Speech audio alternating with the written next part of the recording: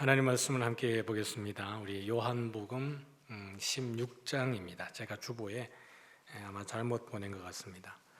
요한복음 16장 20절부터 24절까지 말씀입니다.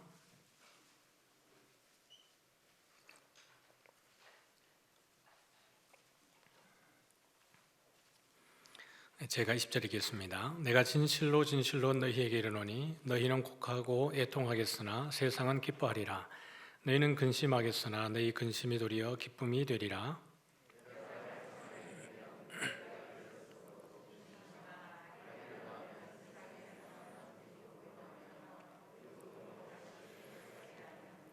지금은 너희가 근심하나 내가 다시 너희를 보리니 너희 마음이 기쁠 것이요 너희 기쁨을 빼앗을 자가 없으리라.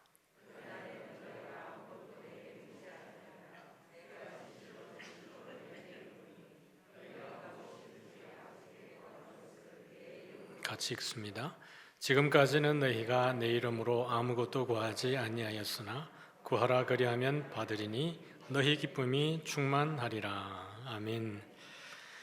네, 한주간 평안하셨죠? 네, 반갑습니다.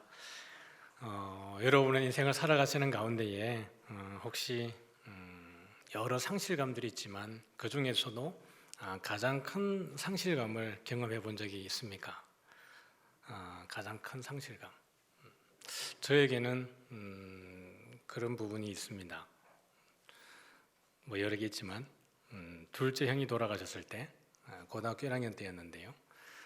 20대 중반에 형님이 돌아가셨는데 병명도 알지 못하고 사람이 이렇게 그냥 말라서 죽어갔죠.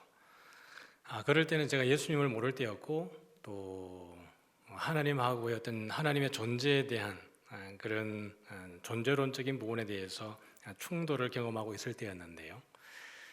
당연히 하나님을 몰랐고 예수님을 안 믿었을 때였기 때문에 그때가 제 인생 가운데에 하나님과 가장 심각한 충돌을 경험할 때였습니다. 하나님을 용납할 수 없었던 그 시기였죠. 저희 아버님이 돌아가셨을 때에는 제가 20대 중반이었는데 그때는 많은 준비가 제한이 있었습니다. 아버님이 오랫동안 병상에 계셨고 또 오랫동안 알코올과 싸우다가 또 간암으로 오랫동안 이제 병상에 계셨죠. 그러다 보니까 이제 등에 욕창도 생기고 변을 분별할 수도 없고 이제 그런 오랜 아픔을 이제 제가 오랫동안 이제 간호를 하고 그렇게 하다 보니까 그냥 기도가 이렇게 나와요. 하나님 빨리 데려가 주세요라는 기도가 나오는 겁니다. 예수님 믿고 계셨으니까 천국 가시겠다 이런 마음에 이제 그런 기도를 했습니다. 제가 그때 이제 70세까지만 살게 해주십시오 이렇게 기도했어요. 그때 너무 아프니까. 근데 제가 조금 나는 아버지가 70세가 되면 제가 뭔가 좀 효도할 수 있을 줄 알았습니다. 그럴 줄 알았으면 90까지 살게 달라 그럴 거야. 70세 생신 맞이하고 그해 여름에 돌아가셨어요. 인생을 살아가다 보면 그런 상실감이 올 때가 있습니다. 근데 이 아픔을 넘어서서 그것이 기쁨으로 변화된 경험을 여러분 하신 적이 또 있습니까? 사랑방 나눔할 때 두 가지로 아마 여러분 오프닝하면 괜찮을 것 같습니다. 저는 이 가정에서의 어려움들 또 가난 이런 부분들이 제 인생 가운데서는 가장 큰 아픔이었습니다. 어쨌든 거기서 벗어나고 싶은 것이 제 평생의 소원이었으니까요. 꿈도 없고 소망도 없고 그냥 깜깜해 보였습니다. 이것은 극복할 수 없는 문제겠다라는 생각이 들었습니다. 그래서 제가 이제 어릴 때에도 한 2번의 극단적인 선택을 했죠. 왜냐하면 죽는 것이 그냥 고통을 보는 것보다 낫겠다는 생각이 들었습니다. 죽어버리면 안 볼 거니까 이런 생각을 했는데 그 생명이 저에게 있는 게 아닌 것 같아요. 하나님이 그 상황들을 못 죽게 하니까 사는 거죠. 그리고 여기 있는 겁니다. 그때에는 그것이 최고의 나쁜 상황이었죠. 그보다 더 나쁠 수 없다. 그런 건데 그런 과정을 통해서 저를 하여금 항복하게 하고 예수 믿게 하고 그래서 가정이 예수 믿게 하셨으니까요. 돌아오고 보면 그게 복이었구나라고 제가 고백할 수 있는데 그 당시에는 그것은 저주였습니다. 하나님이 우리 가정을 저주하는구나라고 싶을 정도로 상황이 좋지 않았던 거죠. 누구나 그렇습니다. 살아가다 보면 아픈 그 상황이 최고 아프다고 느낄 수 있습니다. 그러나 시간이 지나고 보면 그것 또한 하나님의 은혜였다라고 고백할 수 있는 때가 있지요. 아마 여러분에게도 그런 때가 있으리라고 생각을 합니다. 예수님께서는 제자들과 이야기하실 때에 제자들에게 내가 떠나갈 것에 대한 이야기를 하십니다. 그리고 나서 제자들의 마음이 상할까 낙심할까 싶어서 그들을 달래고 위로하고 보듬어주는 그 장면이 사실은 14장과 15장과 16장에 등장을 해요. 그러면서 성령에 대한 이야기를 쭉 풀어가시는 거거든요. 오늘 본문 말씀에도 그 이야기를 하는 겁니다. 같이 읽어보겠습니다. 시작. 내가 이것을 너희에게 이름은 너희로 실족하지 않게 하려 함이니. 실족하다라는 것은 스칸달리죠 그랬는데 스캔들이죠. 스캔들.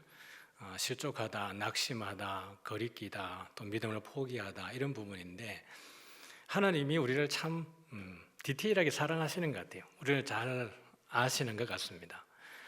그러고 나서 예수님이 훅 떠나가시고 나면 아무런 기약도 없고 약속도 없으면 제자들은 정말 고아와 같이 버려지는 거고 토사구팽. 야, 이거 뭐 같이 있다가 한 일순간에 그냥 팽당하는 건가, 버림당하는 건가 이렇게 생각할 수 있는데 그렇기 전에 예수님께서 제자들에게 여러 가지 이야기들을 미리 해주시는 겁니다. 낙심할까 봐, 또 믿음에서 포기할까 봐. 이스라엘 백성들이 출애굽에서 나올 때 하나님이 분명히 가장 짧은 길로 가면 단거리로 가면 가나안 땅에 가장 빠르게 갈 수 있었습니다. 그럼에도 불구하고 하나님이 그 길을 돌이키신 이유는 가장 빠른 길이지만 블레셋 군대가 있기 때문에 백성들이 마음이 상해서 돌아갈까 봐 길을 돌이켜서 먼 거리로 돌아가게 하시는 거예요. 물론 이스라엘 백성들의 믿음 없음으로 인해서 그 연수가 40년으로 길어졌지만요. 그럼에도 불구하고 하나님께서 그 백성을 얼마나 세심하게 살피는지를 볼 수 있습니다. 같이 읽어볼게요. 시작. 사람들이 너희를 출교할 뿐 아니라 때가 이르면 무릇 너희를 죽이는 자가 생각하기를 하나님을 섬기는 일이라 하리라. 그때가 되면 예수님이 떠나고 나면 제자들에게 많은 일들이 다가오게 될 텐데 출교를 당할 뿐만 아니라 다시 말하면 회당에 절대로 들어갈 수 없는 그 유대인들로부터 박해를 이야기합니다. 사실은 같은 뿌리는 같죠. 구약으로부터 여호와를 섬기고 왔는데 어느 순간에 예수라고 하는 이가 와서 자기가 하나님의 아들이라고 이야기하고 있고 많은 사람들이 그를 따라가면서 그가 메시아라고 이야기하니까요. 유대인들 입장에서는 이 예수와 또 예수를 따르는 자들을 죽이는 것이 마땅하다고 생각을 한 겁니다. 그러니까 예수님이 하시는 이야기가 너희를 어떻게 하는 자? 죽이는 자가 생각하기를 이것은 누구의 일이라고 말하는 거예요? 하나님을 섬기는 일이다. 하나님을 위해서는 이 여호와 종교, 여호와 이외에 다른 신을 믿는 사람을 죽이는 것은 마땅하다. 그러니까 지금 여러분 우리는 이런 일은 당하지 않잖아요.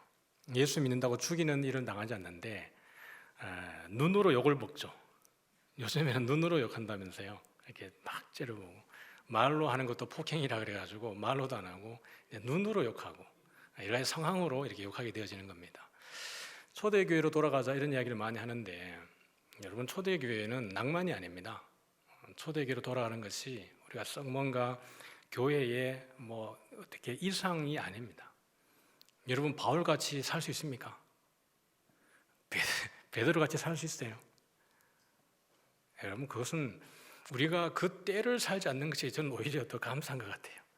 66권의 성경이 있고 하나님의 모든 경륜들을 다 이해하고 있고 이렇게 사는 것이 하나님이 참 좋은 때에 날 주셨다는 생각이 듭니다.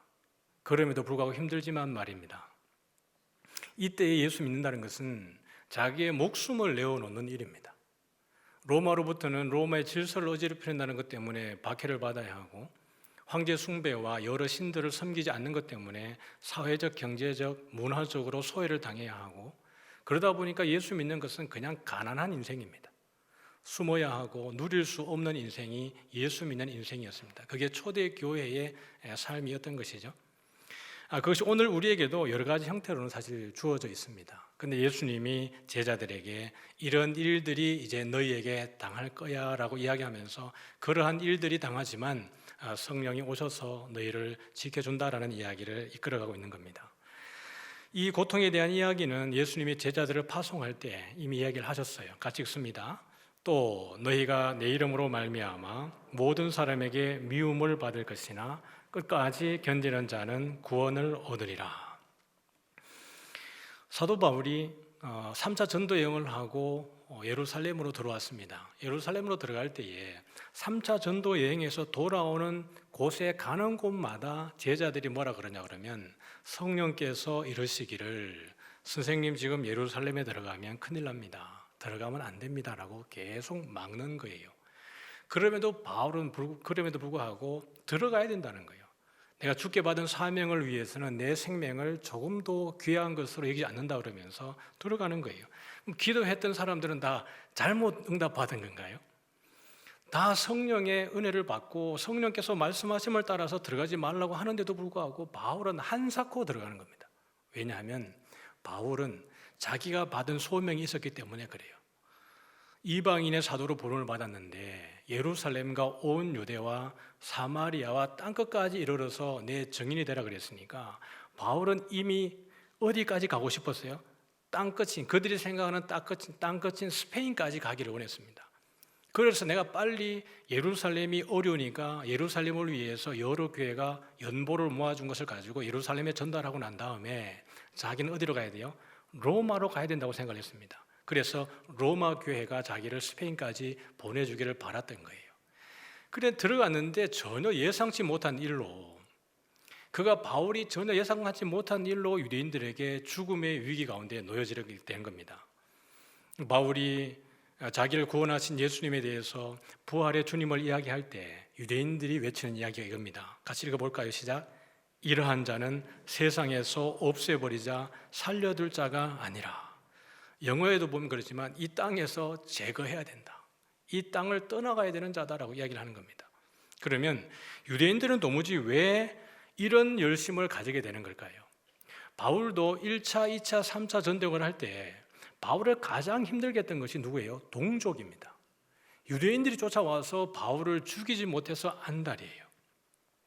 여러 강도도 또 배고픔도 배를 타고 가는 가운데에 매를 맞음도 여러 가지 환란이 있었지만 바울을 가장 힘들게 한 것은 사실은 동족의 위험, 동족으로부터 받는 해가 가장 컸습니다. 그러면 도대체 유대인들은 왜 그렇게 했을까요? 사실 바울 자신도 예수님을 알기 전에는 그들과 똑같은 모습으로 교회를 잔멸했죠. 예수 믿는 사람을 잡아서 죽이고 교회를 없이하고 이렇게 했던 사람이 바울입니다. 그럼 유대인들의 이러한 열심의 근거를 우리는 좀 볼 수 있겠죠. 우리 11절부터 13절까지 같이 읽습니다. 시작. 제사장 아론의 손자 엘르아살의 아들 비나스가 내 질투심으로 질투하여 이스라엘 자손 중에서 내 노를 돌이켜서 내 질투심으로 그들을 소멸하지 않게 하였도다. 그러므로 말하라. 내가 그에게 평화의 언약을 주리니 그와 그의 후손에게 영원한 제사장 직분의 언약이라. 그가 하나님을 위하여 질투하여 이스라엘 자손을 속죄하였음이니라. 아멘. 모압 왕 발락이 이스라엘 군대가 민족이 잘 오니까요. 모압 왕 발락이 두려웠어요. 왜냐하면 이스라엘 백성들은 이미 애굽에서부터 홍해를 건너서 광야로 오는 사이에 그들이 가진 게 없음에도 불구하고 그들이 믿는 신이 모압이 섬기는 신이 아니라 이스라엘 백성들이 섬기는 그들의 신이 그들이 가는 곳마다 기적과 이적과 그 원수들을 다 물리쳐 주는 거예요. 그러니까 왕이 모압 왕 발락이 생각할 때 이 이스라엘 백성들은 위험한 존재다라고 생각을 하고 저기 아람으로부터 한 선지자를 데리고 오는데 발람 선지자를 데리고 옵니다. 그리고 데리고 와서는 내가 이 민족을 좀 저주해 주길 바란다 이렇게 합니다. 많은 돈을 주고 발람을 부른 거예요. 근데 발람 선지자가 이스라엘 백성을 저주하려고 보니까 하나님이 허락하지 않는 거예요. 이미 하나님이 발람 선지자에게 교훈을 단단히 시켜놨거든요. 너 절대로 입을 열어서 이 민족을 저주하면 안 된다라고 하나님이 이미 발람 선지자들을 훈련해놨습니다. 그랬더니 발람 선지자가 높은 곳에 가서 보고 이스라엘 백성들을 위해서 입을 딱 여는데 보니까 전부 다 축복을 하는 거예요. 하나님이 내린 그 복을 계속 선포하는 겁니다. 발락 왕이 열받잖아요.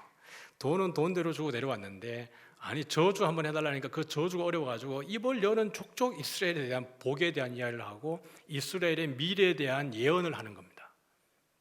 그래서 이제 서로 헤어지는데 발람 선지자가 아마 헤어지면서 그래도 돈을 많이 받았기 때문에 세상적 의리가 있었던 것 같습니다. 그래서 발락 왕에게 한 가지 묘락을 책략을 주는 거예요.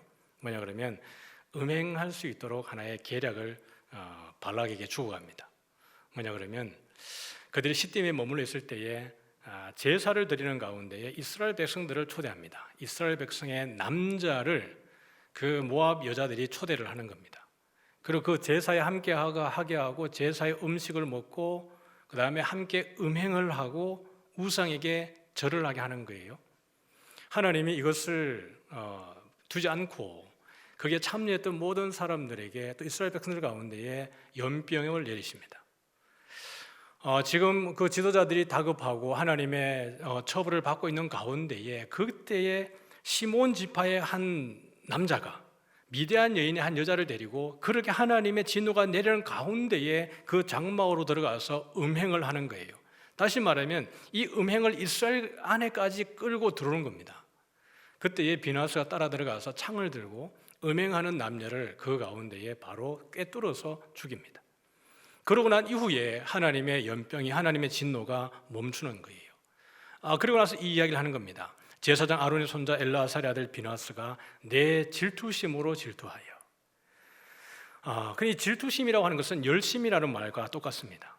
그러니까 하나님의 질투를 비나스가 대신 질투 내어줘서 그 사람을 죽임으로 인해서 이스라엘 가운데에 하나님의 진노가 멈추어지고 이스라엘의 죄가 속죄되었다라는 겁니다.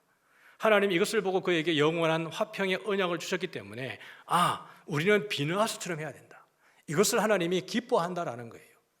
그래서 유대교와 다른 종교는 이들이 어떻게 해서든지 그들을 죽여도 상관없다는 겁니다. 이건 누구를 위한 일이라고 생각해요?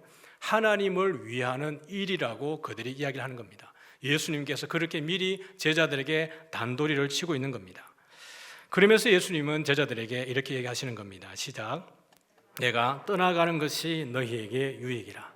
내가 떠나가지 아니하면 보혜사가 너희에게로 오시지 아니할 것이요 가면 내가 그를 너희에게로 보내리라. 예수님이 떠나가시는 것이 유익이라는 거예요. 제자들 마음은 조급해 죽겠는데 같이 있다가 예수님 통해서 기적도 보고 이적도 보고 하나님의 나라에 대한 그 이야기를 너무 잘 배워서 이제 뭔가 하나님의 꿈이 이루어지나 보다라고 싶었는데 떠나간다 그러니까요. 그러나 예수님이 떠나가는 것이 유익인 것은 예수님은 어쩔 수 없이 시간과 공간 안으로 들어오셨습니다. 예루살렘에 계실 때 갈릴리에 안 계셨고 갈릴리에 계실 때는 예루살렘에 안 계셨습니다. 왜냐하면 공간과 시간 안에 계셨기 때문에 그래요. 그러나 예수님께서 떠나가시고 나면 오시는 성령께서는 시간과 공간을 초월해서 모든 만민에게 함께 거하실 수 있기 때문에 주께서 떠나시는 것이 제자들에게 훨씬 더 큰 유익이었습니다. 같이 읽어볼까요? 시작. 내가 아버지께 구하겠으니 그가 또 다른 보혜사를 너희에게 주사 영원토록 너희와 함께 있게 하리니 그는 진리의 영이라. 보혜사 곧 아버지께서 내 이름으로 보내실 성령 그가 너희에게 모든 것을 가르치고 내가 너희에게 말한 모든 것을 생각나게 하리라. 내가 아버지께로부터 너희에게 보낼 보혜사 곧 아버지께로부터 나오시는 진리의 성령이 오실 때에 그가 나를 증언하실 것이요.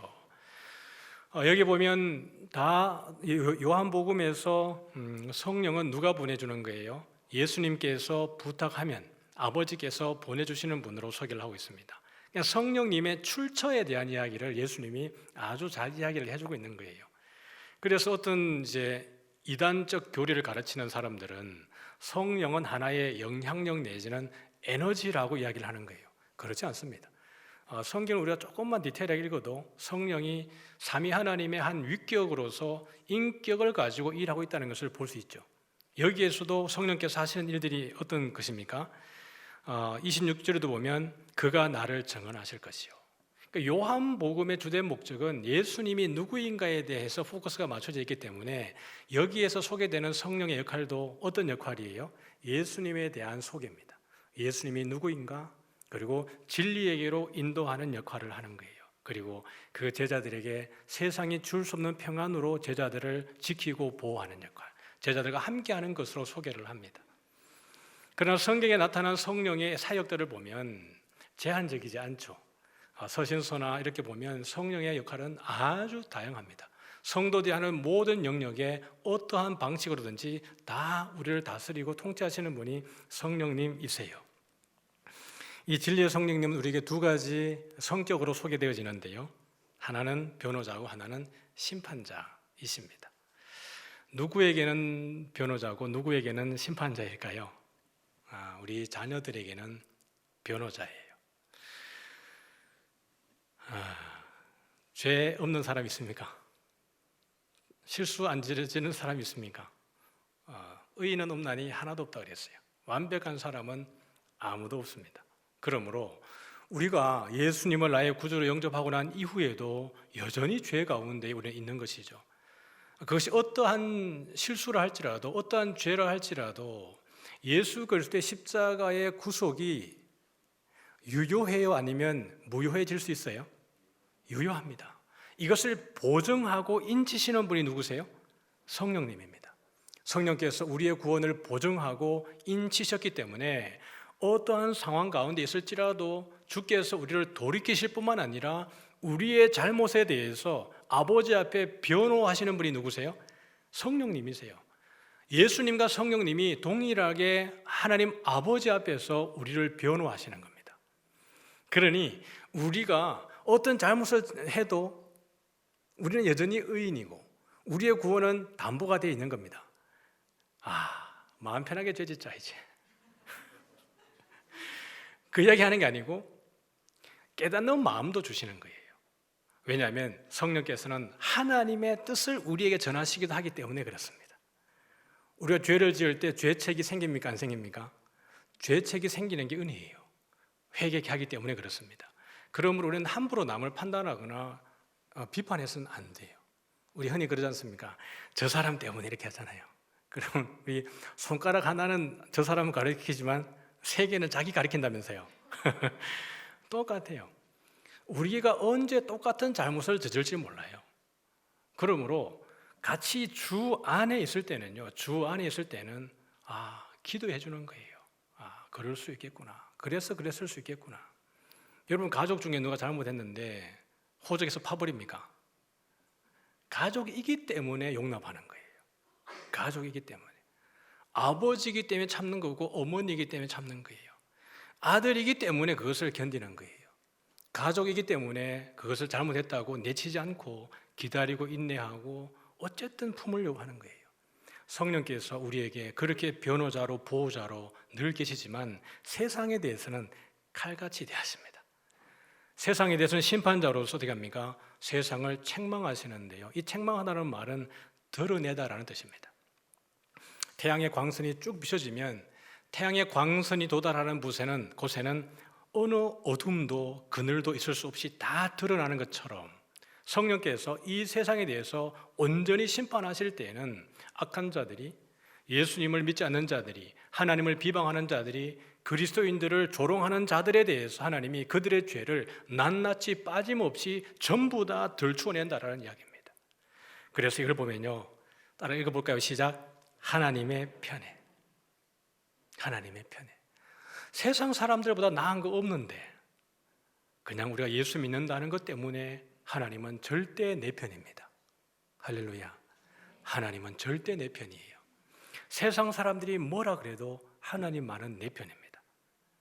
우리가 잘못해도 실수해도 때로는 하나님을 원망할 때가 있어도 하나님은 절대 누구만 사랑해요? 나만 사랑해.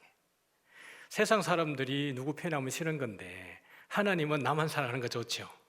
그래요. 그러나 세상에 대해서는, 하나님을 믿지 않는 자들에 대해서는 하나님이 절대로 그들에게 용납하지 않습니다. 이것이 우리가 가지고 있는 놀라운 일이죠. 같이 읽겠습니다. 시작. 너희는 곡하고 애통하겠으나 세상은 기뻐하리라. 너희는 근심하겠으나 너희 근심이 도리어 기쁨이 되리라.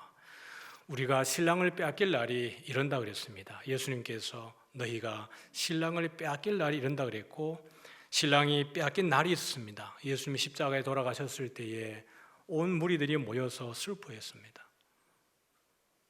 그렇게 예수님을 믿었던 자들이, 그 조롱하는 자들이 뭐라 그럽니까? 예수님 보고 네가 하나님의 아들이거든 어떻게 하라는 거예요? 내려오라는 거예요. 내려와서 너의 하나님 아들됨을 증명하라, 이렇게 얘기합니다. 그런데 예수님이 내려오지 않고 거기서 죽음을 그대로 맞이하는 거예요. 그러면 그 사람들이 죽은 예수님도 조롱하지만 누구도 조롱하게 될 것 같으세요? 따르던 제자들, 무리들, 그 사람들도 조롱하지 않겠어요? 이야, 저거 하나님의 아들이라고 그렇게 이야기하던 자가 따랐는데, 메시아라고 이야기하던 자를 따랐는데 그냥 죽어버렸네, 아무것도 아니네. 그러면 그 따르던 사람들조차도 조롱거리밖에 되지 않습니다. 그럼에도 불구하고 끝까지 견디는 자, 이 끝까지 견딘다는 게 어떤 의미냐 그러면 죽을 때까지, 죽기까지, 죽는 순간까지 죽음을 이르러도 절대로 믿음에서 물러나지 말라는 얘기입니다. 그러므로 그렇게 죽기까지 충성한 자에게 주는 것이 뭐예요? 생명의 면류관입니다. 경주를 다 달리고 나면 그 우승자에게 주는 면류관. 세상의 사람들은 썩어서 없어지는 면류관을 위해서도 그렇게 목숨 걸고 달려가는데, 우리는 썩지 않는 영원한 면류관을 위해서 달려간다는 거예요. 그 당시에 면류관이 어떤 거예요? 월계관입니다. 그 오래 가봐야 열흘 아니겠어요? 한 달 가면 2, 3회 번 하면 조금 만지다 보면 어스러지고 부스러지는 거예요. 올림픽을 해도 어떤 사람이 메달을 따면 여러분 메달리스트를 몇 명 기억하고 있습니까? 그냥 잊혀져 가는 거예요. 그러나 우리가 달리는 이 경주는 주께서 영원히 기억하신다 그랬습니다. 그러므로 이런 근심이 있을 때, 슬픔이 있을 때 끝까지 인내하시기를 소원합니다. 읽어보죠. 여자가 해산하게 되면 그때가 이르렀으므로 근심하나 아기를 낳으면 세상에 사람 난 기쁨으로 말미암아 그 고통을 다시 기억하지 아니하느니라. 지금은 너희가 근심하나 내가 다시 너희를 보리니 너희 마음이 기쁠 것이요 너희 기쁨을 빼앗을 자가 없으리라. 여기 해산의 고통을 근심 또는 아픔과 같이 비교하고 있습니다. 그러니까 아이를 낳을 때의 고통, 우리 이제 어머니들 아이를 이렇게 낳아 보신 분들은 알겠지만 남자는 죽어도 모르는 고통이겠죠. 저도 모르겠어요. 그래서 이제 남자들이 아이 낳는 고통이 크나 군대 가는 고통이 크나 비교 막 하는데 비교의 영역이 아니죠. 절대로 이해할 수 없는. 저희 집사람도 첫째 낳을 때 14시간 몸을 털었는데요. 마지막에 저희 집사람이 그랬습니다. 못 낳아요 그랬어요. 근데 뭐 선생님이 배를 눌러가지고 내밀어냈겠죠. 근데 그렇게 아파하지만 뭐예요? 조금 있으면 그렇게 할 때 이제 내가 그 아파하는 과정 속에 가서 둘째 낳을까 그러면 어떻게 될까요? 거기서 머리카락이 다 뽑히지 않겠어요? 근데 이제 뭐 살다 보면 이제 둘째가 이게 있어요. 왜냐하면 이미 그것을 잊어버리기 때문에. 그런데 이 근심을 어디에다 비교하고 있냐 그러면 해산의 수고에다가 고통에다가 비교를 하고 있습니다. 그러면 어떤 이야기겠어요? 여기서 말하는 근심은 우리가 그냥 일상생활 가운데 갖는 스트레스 정도가 아니라는 이야기입니다. 정말 자기의 생사에 관련된 근심, 걱정이라는 이야기를 하고 있는 겁니다. 그런 근심이 우리에게 있는 거죠. 이런 것이 있을 때 세상 사람들은 오히려 기뻐하고 즐거워하고 서로 예물을 주면서 기뻐하는 겁니다. 그런데 예수님은 이야기하기를 너희가 지금 너희가 이렇게 근심하지만 그 근심이 여자가 해산하는 고통으로 많이 아파하지만 사람 난 것 때문에 기뻐해서 잊어버리는 것처럼 너희들도 지금 하는 이 고통과 근심을 잊어버리고 오히려 더 큰 기쁨을 얻게 될 것이다, 이렇게 얘기를 하는 겁니다.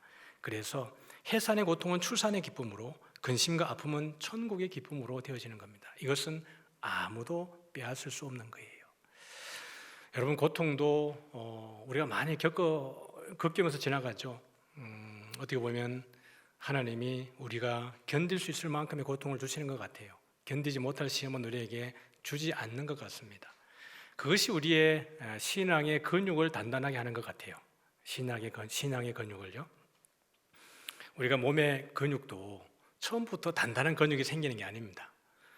어떤 운동 하다 보면 좀 알이 베이고 나면 조금 견디고 시간 지나가지고 다시 운동하면 이것이 근육의 부피도 커지고 힘도 세지는 것처럼 신앙도 마찬가지인 겁니다. 예수 믿는 것이 꽃길을 가는 게 절대 아니고요, 만사 형통하는 게 아니고, 세상이 말하는 복이 아니고요, 하나님이 말하는 복은 철저하게 다른 개념에서의 복입니다. 그러나 이 고난을 지나갈 때마다 이것이 우리에게 학습되어질 때마다 우리의 믿음의 근육이 더 단단해지는 줄 믿습니다. 그래서 그 다음에 어떤 일이 생기고 나면 어떤 마음이 들까요? 그게 트라우마처럼 오는 게 아니라 오히려 내가 이길 수 있겠다, 주님이 이길 힘을 주시겠다라고 하는 믿음의 고백이 나오는 줄 믿으시길 바랍니다. 왜냐하면 성령을 그렇게 해서 주셨기 때문에 그렇습니다. 성령을 보내주시는 이유는 우리가 그러한 상황이 닥쳤을 때에 그 고통을 피해가라고 주는 게 아니라 그 고통을 직면하고 뚫고 나가라고 주시는 거예요. 이것이 세상 사람과 우리가 다르다라는 겁니다. 계시록에 주어지는 성도들의 고난과 역경은 하나님이 심판을 내릴 때에 성도들에게는 그것을 다 피해가는 게 아니고요, 동일하게 모든 재앙이 내려질 때에 성도들은 그 가운데에서도 죽기까지 인내하고 그것을 뚫고 가는 힘을 주께서 주신다라고 이야기를 하는 겁니다. 그래서 우리가 이 고난을 이겨낼 때에 이것은 내 힘이 아니고 성령께서 오셔서 우리와 함께하기 위해서 또 다른 보혜사로서 주어지는 것입니다. 같이 읽어보죠. 시작. 그리스도께서 이미 육체의 고난을 받으셨으니 너희도 같은 마음으로 갑옷을 삼으라. 이는 육체의 고난을 받은 자는 죄를 그쳤음이니라. 그 후로는 다시 사람의 정욕을 따르지 않고 하나님의 뜻을 따라 육체의 남은 때를 살게 하려 함이라. 너희가 음란과 정욕과 술 취함과 방탕과 향락과 무법한 우상 숭배를 하여 이방인의 뜻을 따라 행한 것은 지나간 때로 족하도다. 그리스도께서 이미 육체의 고난을 받으셨기 때문에 우리의 앞서 가시면서 사실 그리스도는 우리를 향한 교보제로서 사실 다 보여주신 겁니다. 교육, 보조, 재료, 교보제. 그 예수님이 세례 받으시고 그 낮은 자들과 함께 있으시고 십자가를 지시고 부활 승천하시는 그 모든 과정은 우리에게 시각적으로 보여주시는 하나의 교보제 같은 역할입니다. 우리도 그렇게 살아갈 뿐만 아니라 우리도 죽어야 하지만 부활하신 주와 같이 우리도 부활하실 것에 대해서 이미 다 보여주신 길이에요. 그러므로 주께서 가신 그 고난은 주님이 고난의 길을 가셨기 때문에 우리는 그냥 평탄한 길을 가는 게 아니라 주님이 그 길을 가신 일은 우리가 가야 되는 길이기 때문에 그 길을 가신 겁니다. 그래서 우리가 해야 되는 것은 갑옷을 입어야 되는 거예요. 하나님이 주시는 전신갑주를 입어야 이 영적 싸움에서 이겨내는 것입니다. 베드로가 그 얘기를 하는 거예요. 너희도 같은 심정으로 갑옷을 입고 이 고난을 이겨내야 한다라고 얘기를 합니다. 그렇게 세상과 싸워서 이겨내는 자가 죄를 이기고 죄를 그치는 거예요. 3절에 보니까 너희가 음란과 정욕과 술 취함과 방탕과 향락과 무법한 우상 숭배를 하여 이방인의 뜻을 따라 행한 것은 어떻게 합니까? 지나간 때로 족하다라는 거예요. 자, 지금까지 내가 묻지 않겠다. 재판장 되신 주께서 하신 얘기입니다. 지금까지는 내가 그 죄를 묻지 않겠다. 네가 몰라서 했다면, 하나님의 뜻을 모르고 하나님의 법을 몰라서 지금까지 한 것이라 그러면 내가 죄를 묻지 않겠다. 그런 지나간 때로 족하다. 이제부터는 어떻게 해야 되는 거예요? 갑옷을 입고 이것들과 싸워야 되는 겁니다. 여전히 이것이 아닌 것이라는 걸 알았음에도 불구하고 동일하게 반복되게 이 죄 가운데 있을 때에 여러분 이것은 무엇을 증명하는 걸까요? 두 가지겠죠. 내가 하나님의 자녀가 아니것이거나 하나님의 자녀 아니됨을 증명하는 것이거나 아니면 하나님의 법을 무시하는 것이거나 두 가지가 될 겁니다. 두 번째라면 하나님의 법을 알면서도 그렇게 했다 그러면 히브리서 12장의 말씀처럼 하나님의 징계가 있겠죠. 징계가 없으면 참 아들이 아니니라. 그러므로 우리는 하나님께서 주시는 이 말씀을 따라서 갑옷을 입고 세상과 싸워 이길 때에 죄를 그치는 거예요. 2절을 보면 그 후로는 다시 사람의 정욕을 따르지 않고 하나님의 뜻을 따라 육체의 남은 때를 그렇게 살라라는 거예요. 그 고난에 동참하는 것이 하나님의 일에 동참하는 줄 알고 예수 그리스도의 고난에 동참하는 줄 알고 오히려 기뻐하라고 하는 것입니다. 같이요, 시작. 흘리며 씨를 뿌리는 자는 기쁨으로 거두리로다. 울며 씨를 뿌리러 나가는 자는 기쁨으로 그 곡식단을 가지고 돌아오리로다. 어떻게 해요? 반드시 기쁨으로 그 곡식단을 가지고 돌아오리로다. 이스라엘 백성들이 바벨론 포로로 끌려갔을 때 그때에서야 회개하는 거 아닙니까? 진짜 하나님이 우리를 심판하실 줄 그들은 몰랐겠죠. 안 믿었겠죠. 그러나 정말 하나님께서 그 백성들을 위해서 그 땅에서 뽑아서 다른 땅으로 옮겨버리는 겁니다. 그 상황에 처했을 때야 비로소 그들이 회개하고 울며 눈물로 기도하는 겁니다. 주여, 우리가 잘못했습니다. 다시 고국 땅으로 돌아갈 수 있도록 긍휼을 베풀어 달라고 그들이 울며 다윗의 말처럼 눈물이 침상을 띄우는 것처럼 그들이 회개했을 것입니다. 그때에 주께서 그 이야기를 들으시고 기도를 들으시고 어떻게 합니까? 다시 기쁨으로 돌아오는 긍휼을 그들에게 베풀어 주시는 겁니다. 그게 바벨론의 1차, 2차, 3차 포로의 귀환으로 예루살렘 성전이 재건되는 데까지 이르러지는 거예요. 그러므로 울며 씨를 뿌리러 나가는 자, 이 세상이 우리가 근심하고 아파하고 그렇게 힘들어할 때 조롱하고 비웃고 즐거워하지만 그럼에도 불구하고 거기에서 흔들리지 않고 끝까지 견디고 우리의 죄를 주님 앞에 회개하며 정결하게 살아가기 위해서 울며 씨를 뿌릴 때에 주께서 반드시 기쁨으로 단을 거두게 할 줄 믿으시길 바랍니다. 예수 믿는 것 때문에 예수 믿지 않는 자들이 우리를 조롱한다 할지라도, 또는 그것과 상관없이 내가 주 안에 열심히 믿고 있는데 우리가 전혀 예측할 수 없는 상황 속에서 이해할 수 없는 상황의 아픔과 고통이 우리를 몰아칠 때라도 절대로 물러서지 않고 끝까지 인내하고 그 가운데 기도할 때에 반드시 하나님이 우리에게 기쁨의 단을 주실 줄 믿습니다. 지금도 고난의 현장에 계신 성도님들 계십니까? 여전히 광야 한가운데 있고 지금의 상황이 가장 저주스럽다고 생각하는 분이 계십니까? 여러분이 주 안에 있다면 그것은 저주가 아니라 하나님이 더 큰 기쁨을 주시기 위한 과정인 줄 믿으시길 바랍니다.